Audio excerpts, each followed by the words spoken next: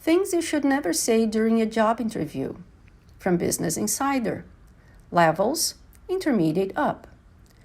From lying to asking too personal questions, this interview faux pas could automatically disqualify you from getting the job. Nobody's perfect. You could be pro at job interviews, but there's always a chance you'll say something a bit off. Especially as people newly entering the workforce have to contend with virtual interviews, slipping up and saying something slightly unprofessional can happen, and it likely won't necessarily sink your candidacy. Your qualifications and enduring personality might just carry you over. That is, unless you say something so bad that you completely wreck your chances. Swearing, lying, or showing your ignorance about what the company does may not just put you in a bad light with your interviewer. It could end the interview right there on the spot. Here are some interview faux pas that could automatically disqualify you, unless you are really lucky. What does your company do? Questions like this will make you look like you don't even care enough to run a simple Google search. Do some little research on both the company and your interviewer in order to truly put your best foot forward.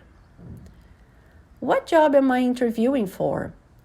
How have you even made it this far in the process if you don't know what you are being interviewed for? If you are legitimately confused, try asking about what kind of person succeeds in the job, so you sound engaged rather than clueless. I want your job. Put yourselves in your interviewer's shoes. Would you want to hire someone who sounds like they're about to go all about Eve on you? Probably not. Focus less on the job they have and more on the one you are actually being interviewed for. I know I'm not the most qualified person, but... If you say this, the appropriate response from the interviewer is, "Oh, you're not? Goodbye then." Clearly, the interviewer thinks you are qualified enough to talk to. So stop with the self-deprecation. It's not refreshing. It makes you sound like a sad sack. And the interviewer is going to move along to someone who does think they're the most qualified person. Are you married? Are you pregnant? Etc. Never ask the interviewer any personal questions or anything that could be offensive. Don't swear. Hey, everyone curses. It's better to hold off on the profanities in job interviews, though. That being said, letting out a curse word or two during a funny story might not be a nail in your coffin. Angrily swearing at someone, your interviewer or otherwise, on the other hand, would definitely knock you out of the running. Anything offensive, sexist, racist, etc. A job interview isn't the place to break out your controversial opinions or risque sense of humor. Stay away from topics that could make your interviewer uncomfortable if possible. Do you want to grab dinner sometime? Or, wow, you have such a beautiful smile.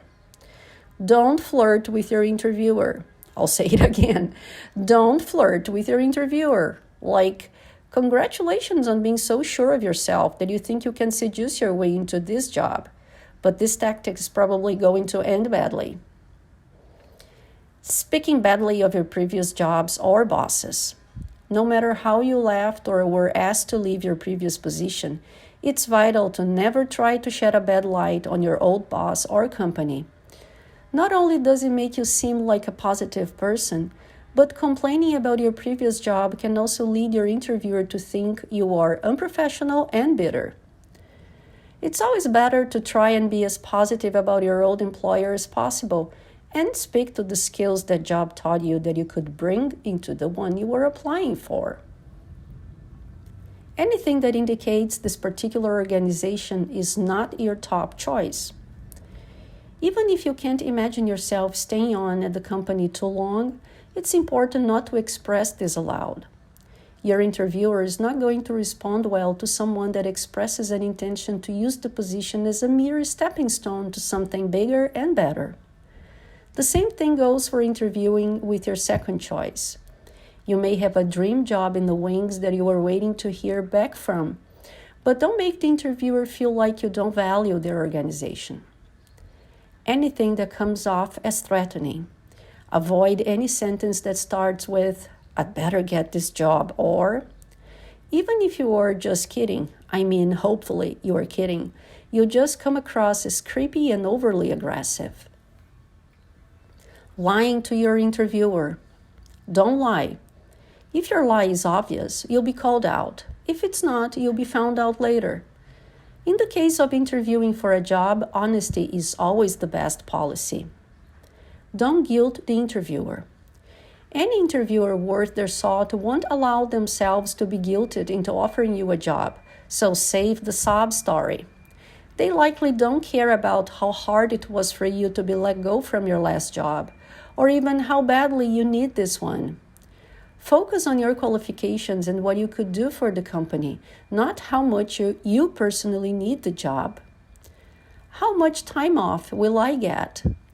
While perks, benefits, and time off policies are important to most employees, it's usually better to save these kinds of questions until further along in the application process, or even until you've been offered the job. Instead of directly asking about benefits, use your first round of interviews to prove why you would be a valuable candidate and employee deserving of a good benefits package. I don't have any questions. Most job seekers know that no matter how informative an interviewer may be, you should always have a few questions prepared to ask at the end of the interview. These questions can reveal a lot about how well you've researched the company, what drew you to the position, and a candidate's desire to be successful in the role they're applying for. Next time you have a job interview, remember these topics and good luck.